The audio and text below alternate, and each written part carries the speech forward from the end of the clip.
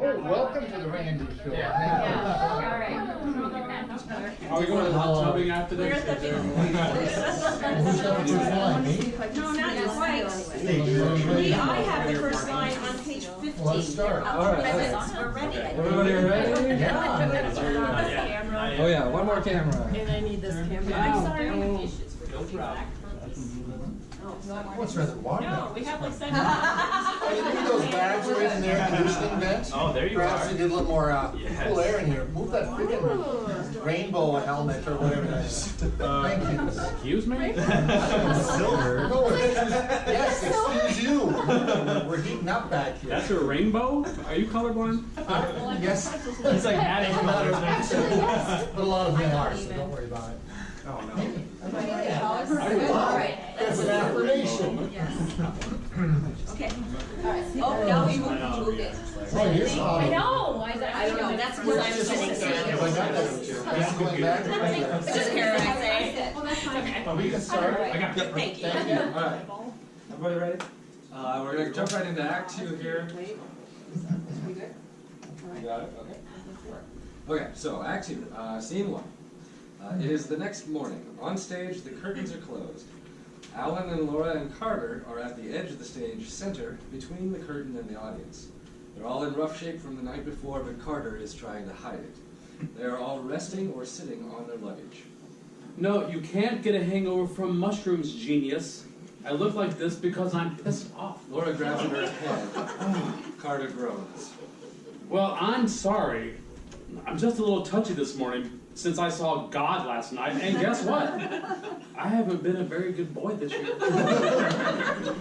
Well, did you see God or did you see Santa Claus? Were there reindeer, candy canes? Did you have to sit on a creepy old guy's lap? Also, yes, I'm quite hungover from the whiskey as well. Oh, please don't say that word. Also, I'm running on about an hour and a half of sleep last night, during most of which I was weeping rather violently. Peggy enters from stage right carrying her suitcase. Yeah, which made it a really interesting night for me. Oh, thank God you're here. Alan stands up. Room key, I left something in the bathroom. Peggy reaches into her pocket. What? The gallon or so of vomit training in my stomach right now. Alan takes the room key from Peggy and walks quickly stage right. Someone remind me to punch Kevin in his eye later. Alan exits stage right. Peggy sits down with the others. Well, don't take all day. So, brother poisons brother, and we're all okay with this irresponsible felony? Oh, he can take it. It's kind of a thing with them. Carter gives Laura a look. Yeah, Kevin does it to him every few years. He says it keeps Alan's ego in balance. It sounds weird, I know, but it actually kind of works. Well, that would explain why he said, not again. Still, he seemed pretty upset. That'll wear off. He's always mad for a little while. Then the blissful light of transcendent formless being washes over him, and for a while he's less, well, you know. That really works. What? Hell yes, it works. Kevin doses him, and I babysit. It's honestly been great for our marriage. Our little brother may be crazy, but he is not stupid. Well, I'm appalled and happy for you. You can make fun all you want, but I'm a believer. In fact, one time I even helped.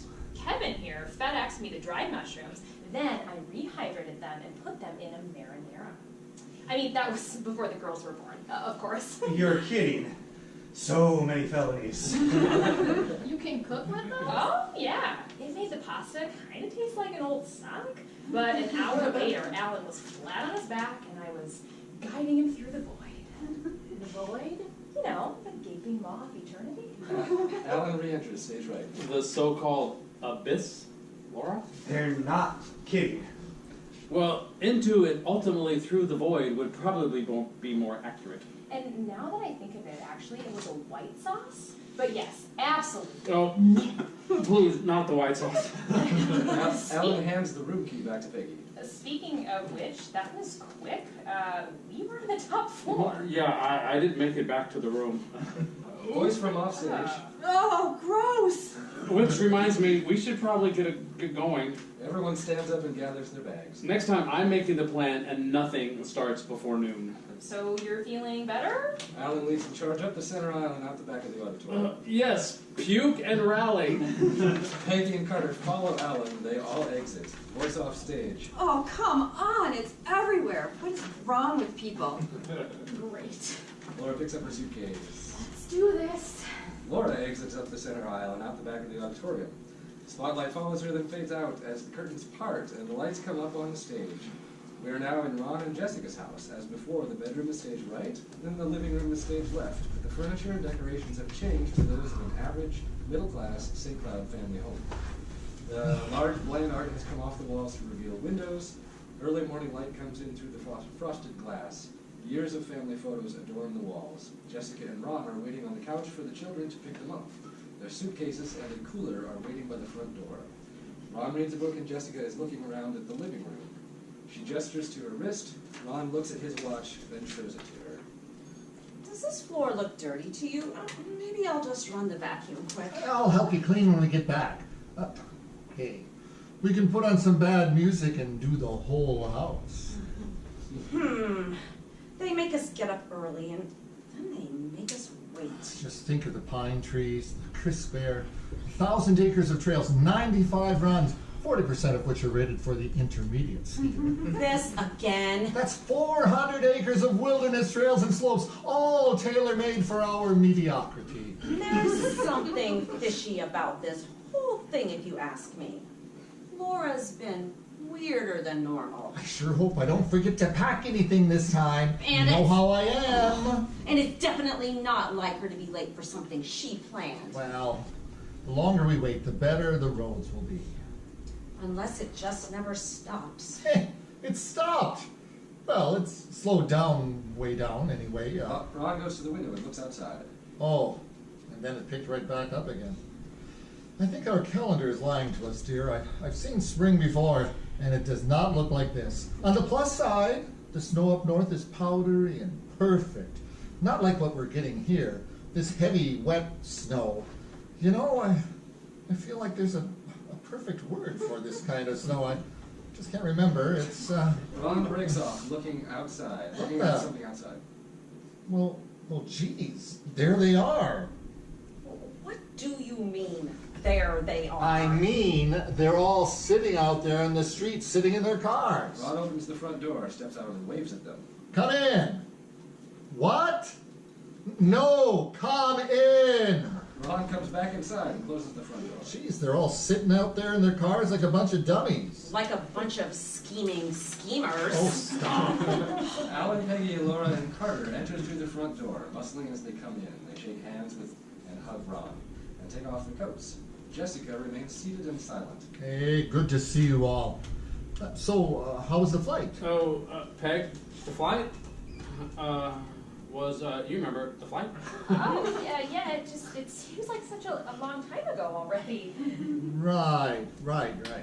So what were you all doing sitting out there in your cars? Oh, we were just... We didn't know where to park this time of year. The stupid snow emergency parking rules. I wasn't sure what Right, side. that's always such a pain. What is it again? Let's see, you're on the even-numbered side, and now what's the date? Then we're on the wrong side. You're supposed to not park on the even-numbered side when it's an even-numbered day. Ah, it's like some kind of goddamn riddle every year. The mother's the one who always remembers. Honey?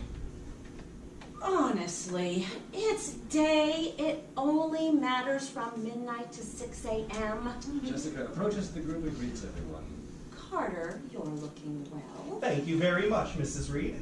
Peggy, lovely as always. And it's Miss. Thank you very much. Now, what's going on? Should we call Kevin? Your father will figuratively die if we don't get skis on his feet soon. Alternatively, Kevin could just meet us up there. Now, he's coming from Alexandria anyway. Doesn't it make more sense for him to drive up by himself? I mean, he could go through Little Falls, then Brainerd instead of St. Cloud. Then 210 would take him straight across the 35, just outside of Duluth. Anyone? No? Wait. The point is, why was it so important for all of us to meet here? Oh, You see what I was saying? What's going on? Who's pregnant? we never really decided which one of us would. Can you hang on a minute? Laura, Alan, and Peggy all turned their backs to their parents for a round of rock, paper, scissors. Damn! No, wait. I'll do it. The three of them turn back around and Laura takes the floor. Mom, Dad, we all need to talk, all right? And coffee. Can we talk and drink very strong coffee? I told you they were up to something. I will find out which one of you is pregnant. No, Mom. It's me, Ma. I'm sorry. I'm knocked up real hard. Look, nobody's pregnant. Just please. We'll explain everything, but first let's have coffee and get comfortable. And not too comfortable, I hope. No? Nobody? No?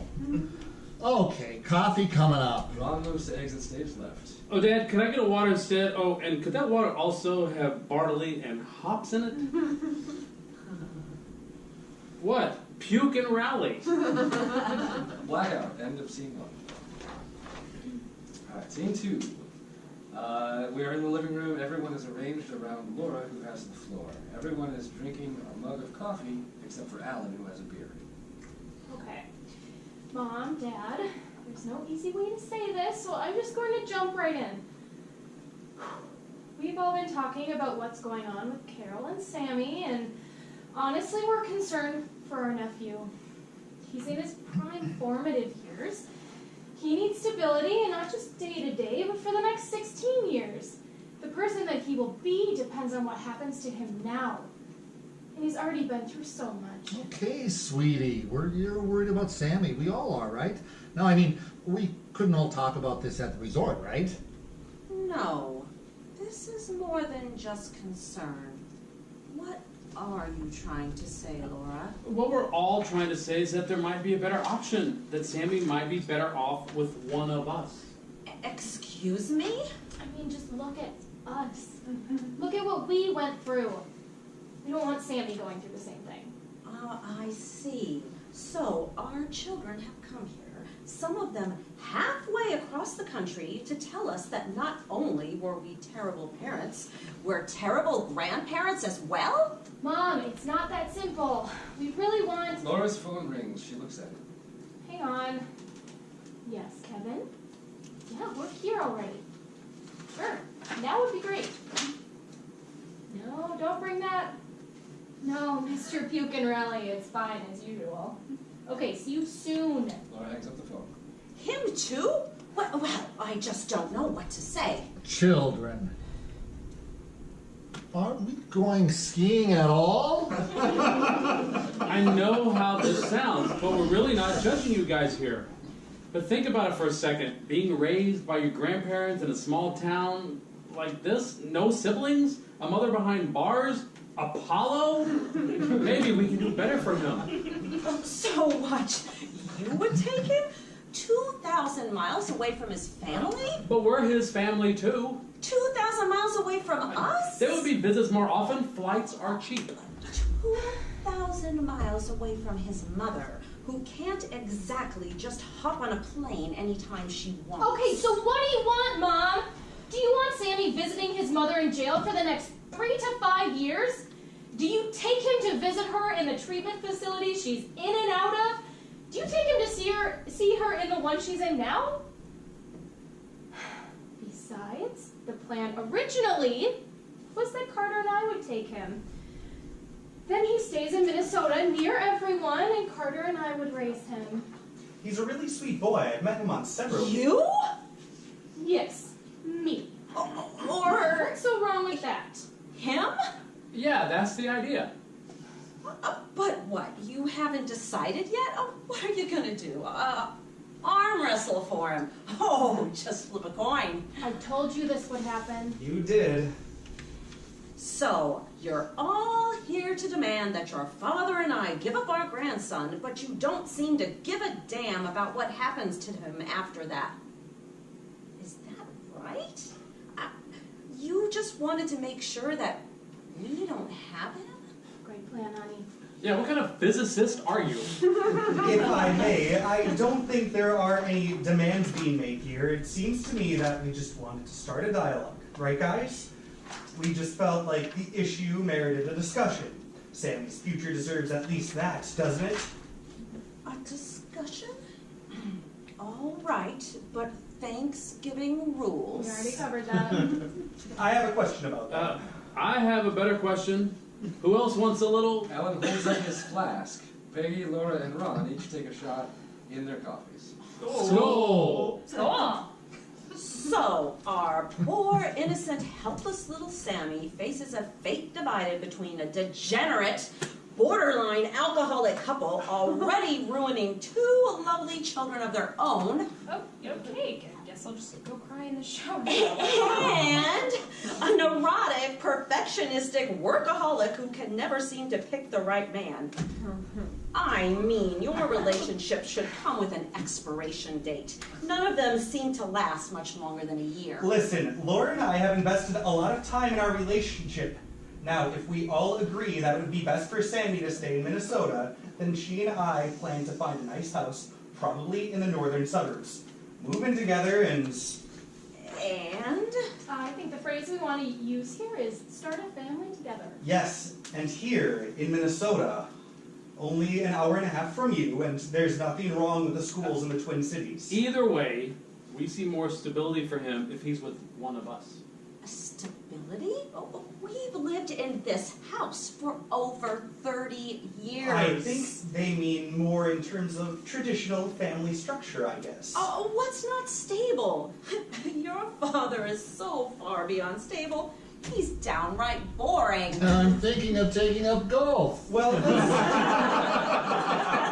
let's start with the fact that you've been divorced for 8 years and you're still living together. In the house we grew up in, which is creepy. You're living separate lives, sleeping in separate bedrooms, but it seems like you're both still unable to really move on. We all think it would be best for Sammy to grow up around a real couple, not exes who are basically just housemates, also probably in a state that has arguably one of the best public school systems in the country.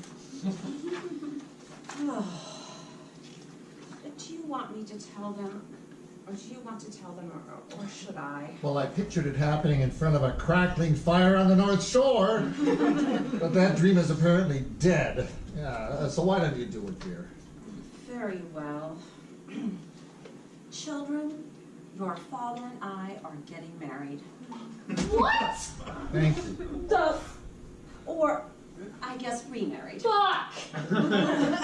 Laura, honestly, we don't exactly sleep in different bedrooms anymore. Oh no. Oh no. You guys aren't doing it, are you? I swear to God, I cannot puke anymore today. Yes, please do not tell us if that is all up in you. This can't be real! This is some kind of nightmare or hallucination, right? Tell me this isn't really happening. Honey, I know you're fired up pretty hot right now, but remember what we talked about. Remember your breathing. Thank you. Yes. I will breathe. That's good, honey. Good job. Thank you. Now, everyone, listen to me for one goddamn... Laura is cut off by the sound of her own cell phone ringing. She looks at it, holds up one finger to the group, then answers. Yes, Kevin? No. Either side, doesn't matter. No, it's only at night, apparently. Fine. Laura hangs up the phone. Okay, now, before he walks in here, is there anything else that you need to tell us? Are there any more bombshells you want to drop as if we don't have enough to deal with right now? What? Well, What? well, your father has cancer. Well, that's right, I do. What? Dad? Oh, it's just a little bump on my skin. It's nothing to worry about. It's only a little melanoma, dear. We have a very good doctor, and it's going to be taken care of. It's no big deal. If it were no big deal, you would have told us about it already. Or did you want to tell us that in front of a crackling fire, too? Oh, now calm down. We already have the surgery scheduled. It's a simple... Hey, now stop it, both of you. That's my dirty laundry you're waving in the air for everyone to see. I know you're concerned, but this is my diagnosis and it's my business. Now, the smart doctor told us he'd get rid of it and everything would be fine. So that's what's going to happen, and that's the last I want to hear of it. But, Dad. It's open! It's open! Oh, that's right. I'm supposed to wait. It's open! Come in and enter. The door opens and there is Kevin holding another bouquet of flowers. You're impossible! Both of you! Laura rushes to the door, past Kevin, stopping briefly at the threshold to grab her potion. And spoiler alert, those flowers aren't for you! Laura Actually, they are for you. Kevin sets down the flowers and takes off his coat. Hey, everyone. Welcome to the fun. Yeah, hi Kevin. Say, would you mind grabbing me a beer from that cooler before you join us? Thanks. And, oh, by the way, Martha Washington, John Lennon, and the Archangel Gabrielle all said to say hello. So you had a good night then. Whatever. I hope your crabs get the clap. Which is his way of saying thank you. Which is her way of saying thank you. Kevin hands Alan that beer. Thank you. You've been helping them with all this, have you? That's Alan. He really wasn't much help, to be honest. I just came to see what happens, Mom. Kevin hugs Jessica. I'm not taking sides, but I didn't want to be left out. Besides, I know CPR. That's right. Safety first, dear. Is Laura okay? Where'd she go? Maybe I should go check on her. Carter stands up. I'll bring her this. He picks up Laura's spiked coffee. Yeah, she'll probably want this. Carter grabs his coat and exits. Boy, guys, Laura Shear's acting in an unstable manner. It makes me wonder if she's even capable of providing a safe environment for a young and innocent lad like our little nephew. I see what you mean. It does raise some concerns. Where do you suppose she went? Obviously to either buy or sell drugs, or her body. Have I done something to deserve this? Or is this one of those when bad things happen to good people type of things? I mean, they could have just said, we need to talk. That would have been enough. No need to bait us with a fake vacation. A fake-ation. Hey, talk to Laura about that. If you can even find her now that she's a remorseless junkie. Because I would have done all this differently. Although we do agree with her about the actual issue at hand. We do, although again, we would have handled it much better. You should have seen how excited your father was. How long has it been since we've been skiing? Probably since the time I broke my arm skiing. I remember that. I was 14. Dad let me write all the swear words I knew on his cast. I did. I know a lot more of them now. Excellent. I'll call you when I break a hip. Excellent.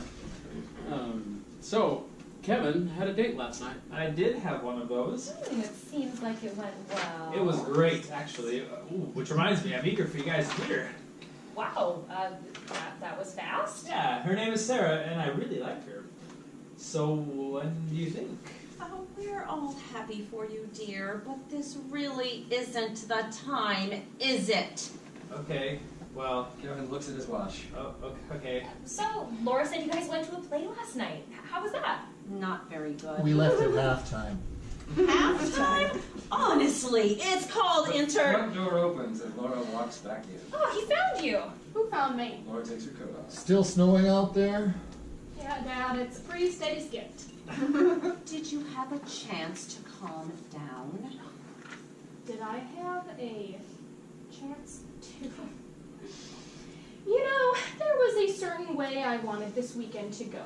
I had a few speeches I thought I'd give. As you can imagine, I'm adjusting to a few new realities here. So bear with me. None of the planning and preparation that Carter and I did mean anything now. Wait, where is Carter? He's out looking for you. Never mind him, Laura. Just say what's on your mind. Yeah, maybe it's time I do that. Laura walks back into the room and joins the group.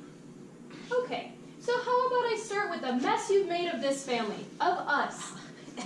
Excuse me? Mess? This family has always been a little north of normal, sure. But you kids turned out fine. Fine. Well, maybe that's how you see it, and maybe that's how it looks from the outside. But let's take a closer look at the evidence, shall we? I mean, first you had Alan, and frightening though it may be, I suppose he's the most well-balanced of us all. He's kind of an asshole sometimes, sure, and clearly emotionally stunted. But even I have to admit, he's successful by most objective standards. Thank you. That's so sweet.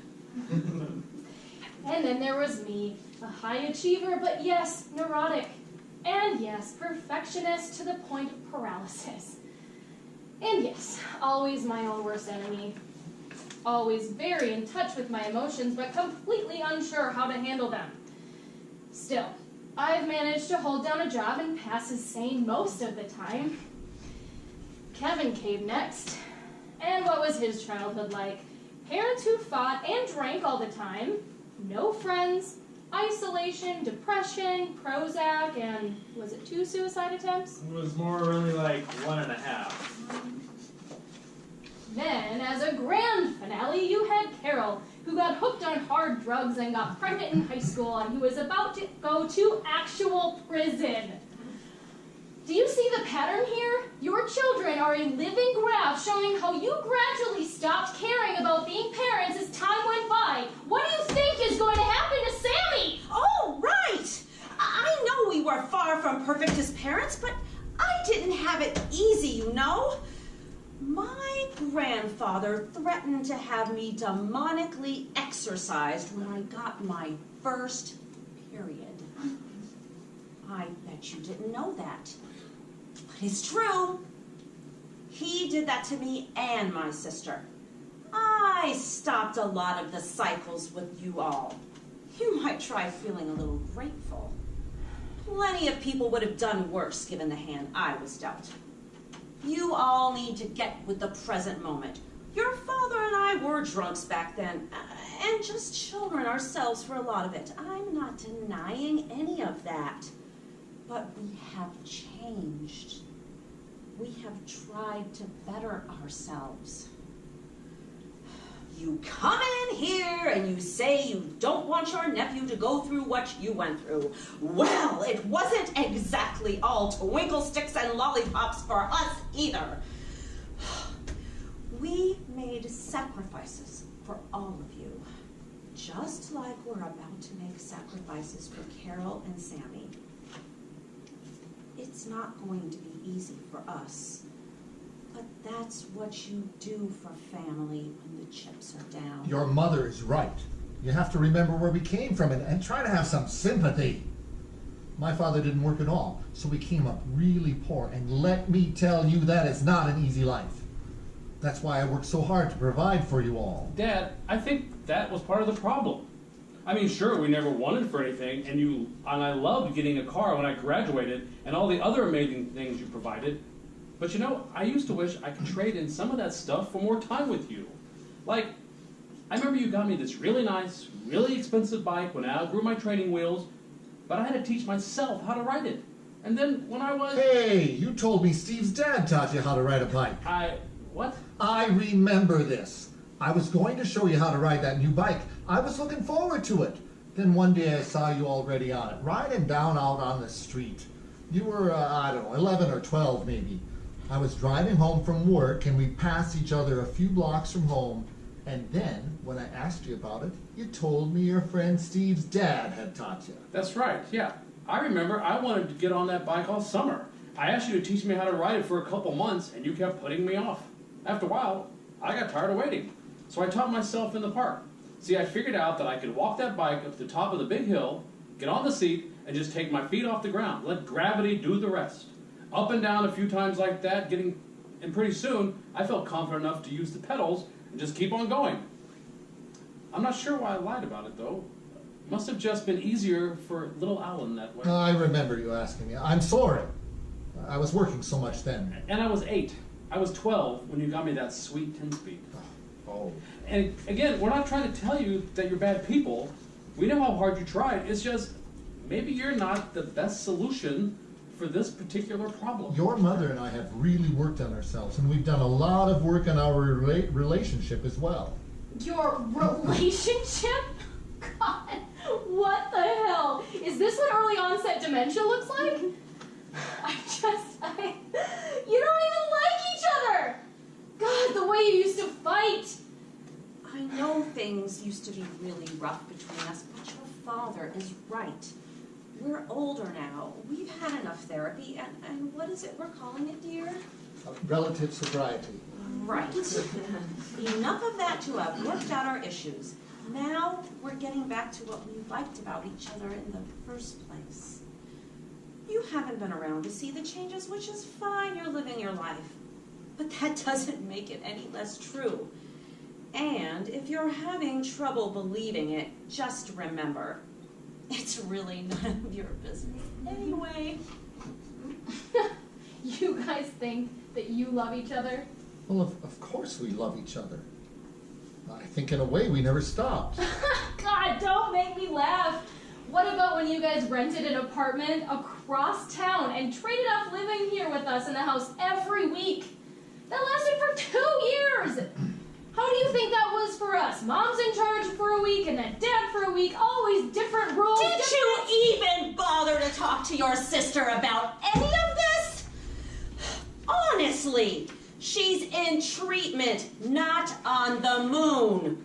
Did anyone even call her? Not to mention, where the hell were any of you when she was in and out of treatment all those years? Aside from Kevin, I don't remember. Don't try to change the subject! She's fine, by the way. Carter re-enters through the front door. When he sees Laura, he points at her. Hey, I found her! There's a silent pause in the room as Carter joins the group.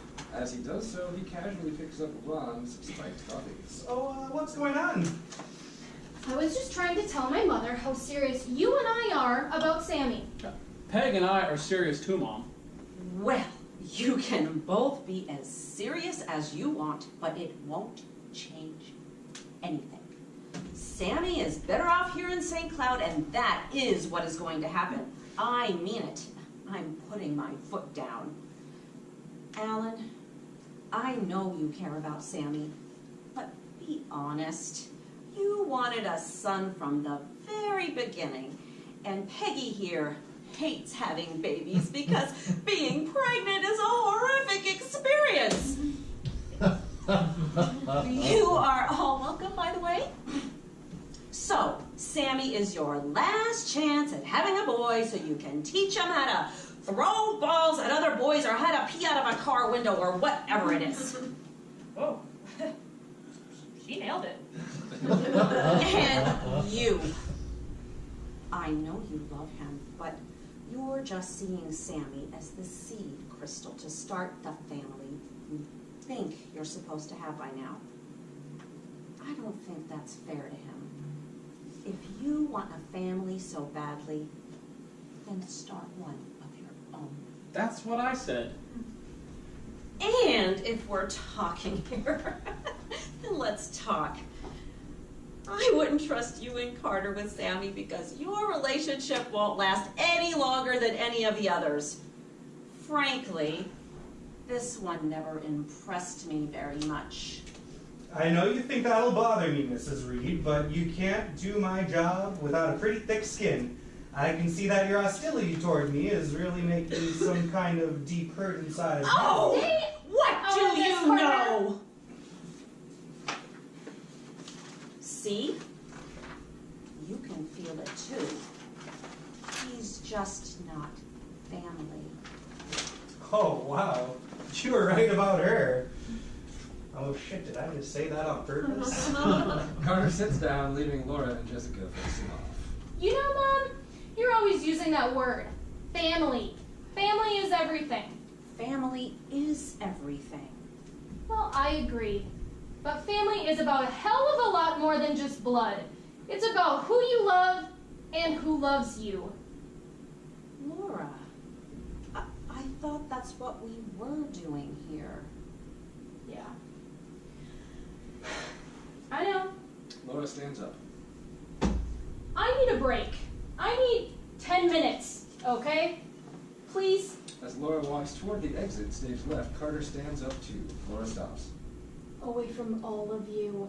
Carter sits back down. Laura exits stage left. Blackout and scene 2.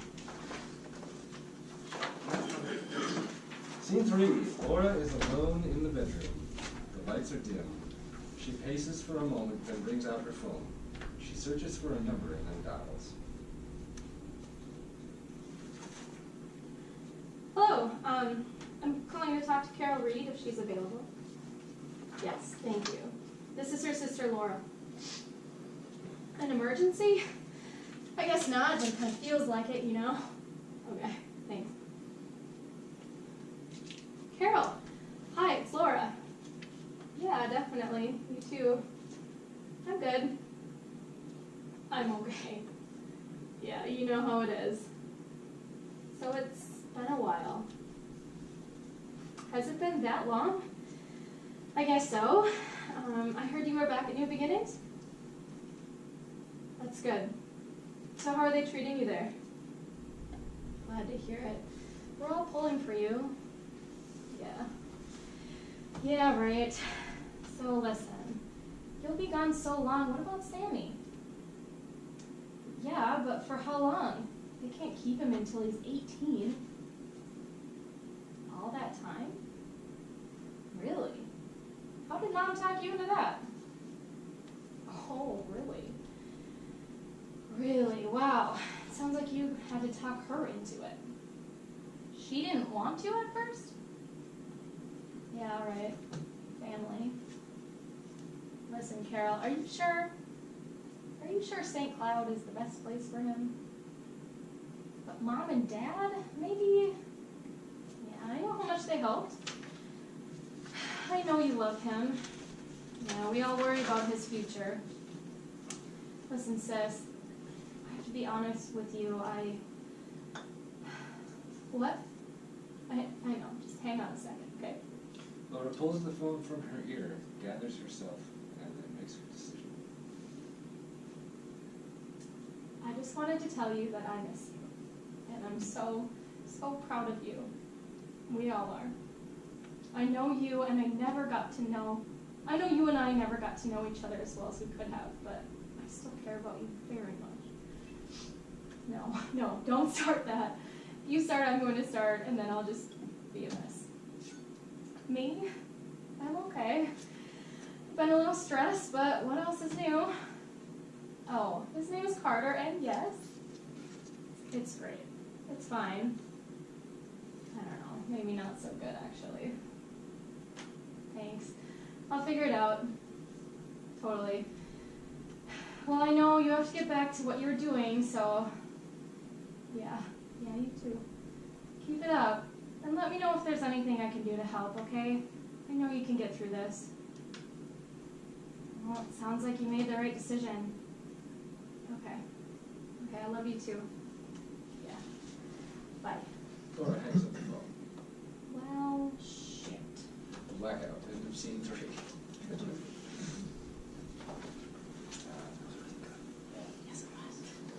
Scene 4.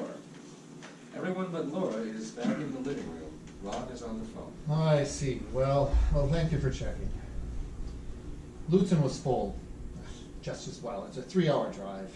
How about Spirit Mountain? Did you try that? Oh, that's way up in Duluth, too. There must be someplace closer. Where did we used to go? In the background, Carter drinks what's left of Peggy's spiked coffee as casually as possible. Where's Afton Alps? It's in the other direction, but it's just as long of a drive. Isn't there a skiing place in Bemidji? Bemidji is much farther than Duluth. How about Grants Ridge? It's almost Canada. Okay, I guess it's going to have to be Powder Ridge. A day trip, then. Yeah, we can still hit the slopes. Okay, Minnesota does not have slopes. What you have here are big hills at best. Jessica gives Peggy the stink eye. What? I've been on mountains, bitches. If any of you think you're included in this plan, you are sadly mistaken. I have had enough of this nonsense. This is a day trip for 2.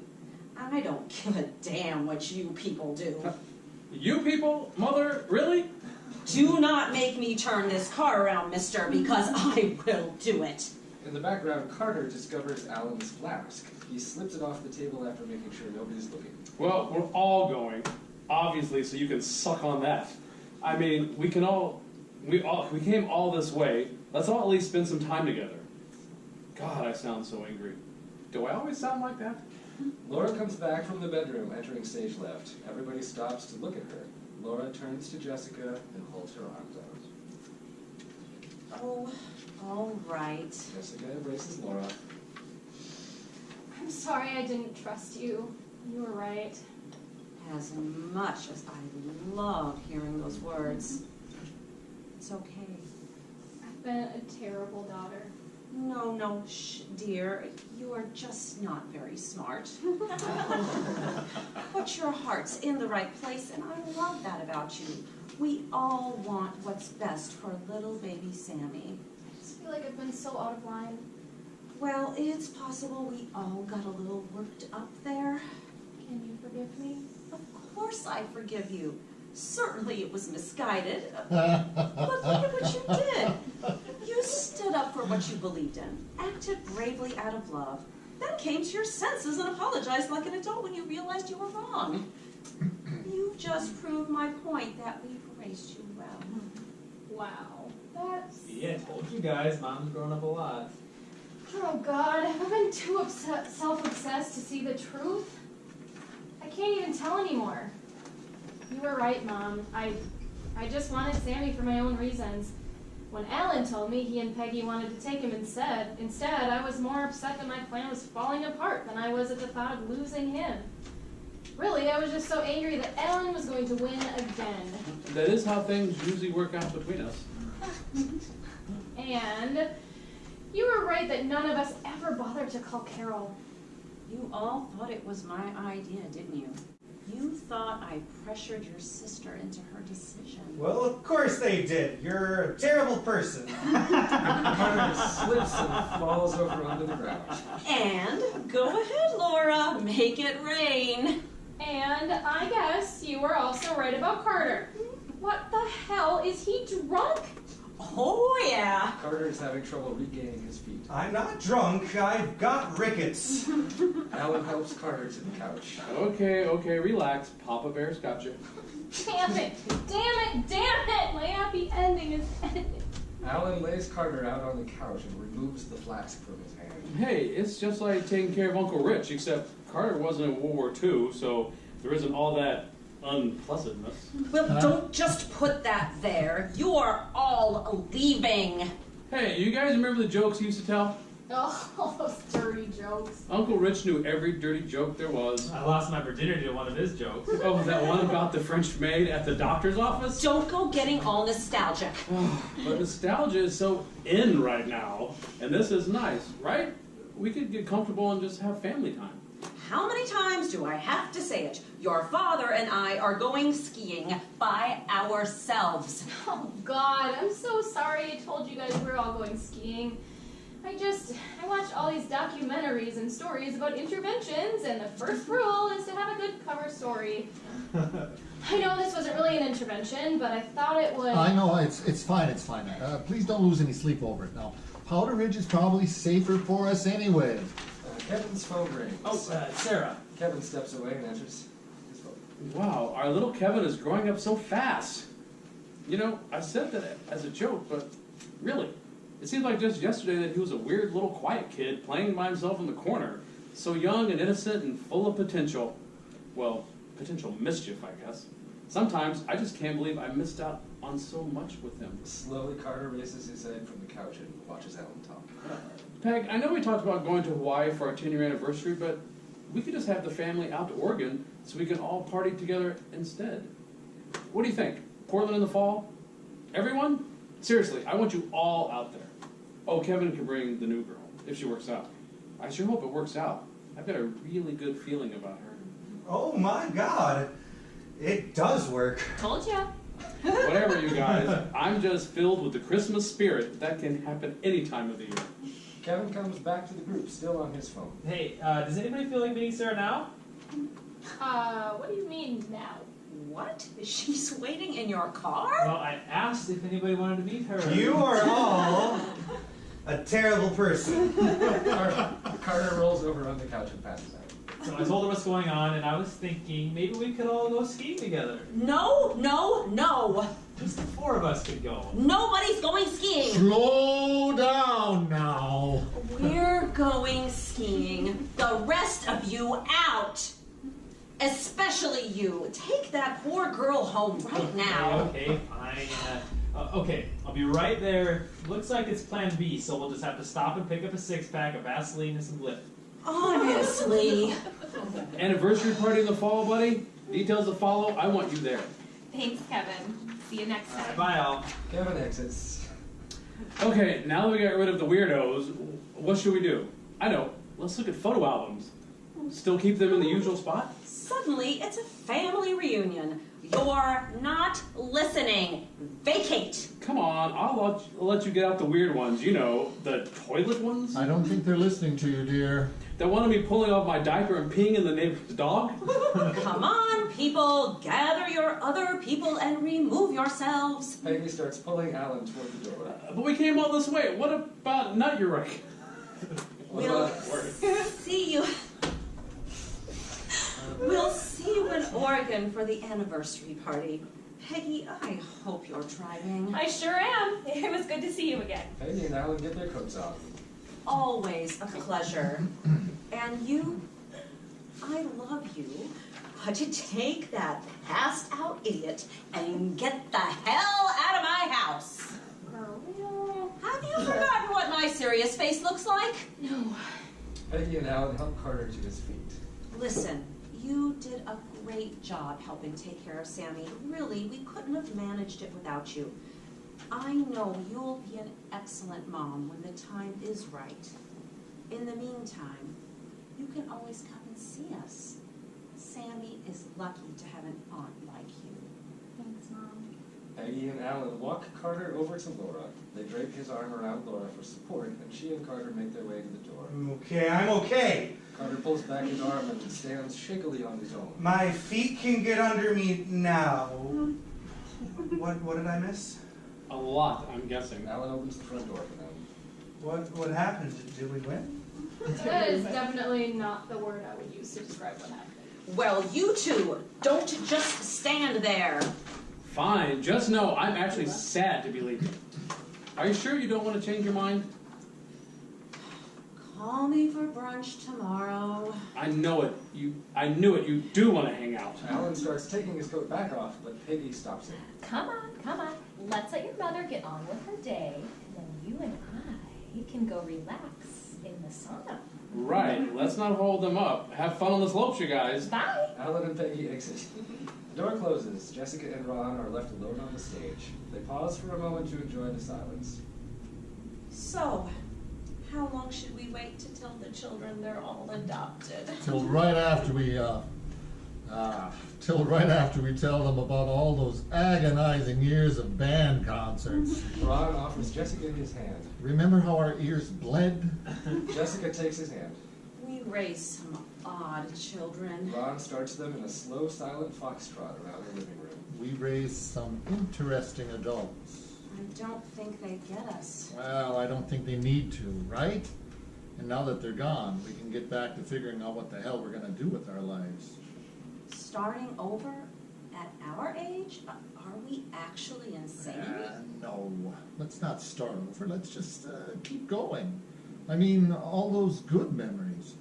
It would be a shame to wipe the slate completely clean, wouldn't it? All right, that sounds good to me.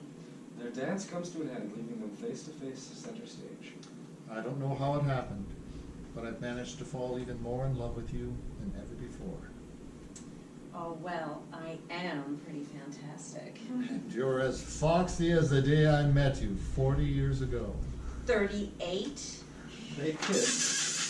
Slowly, Ron raises 1 foot I behind. feel refreshed. Black and then they're back to you.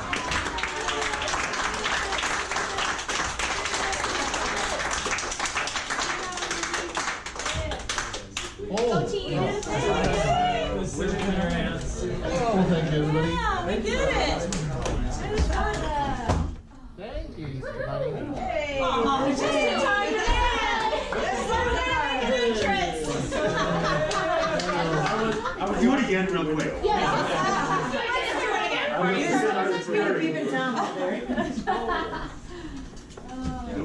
We can just do page 1 through 85. No problem. Power read. Oh, come on in, Dan. I am ready for a big glass of wine. Not you. I am ready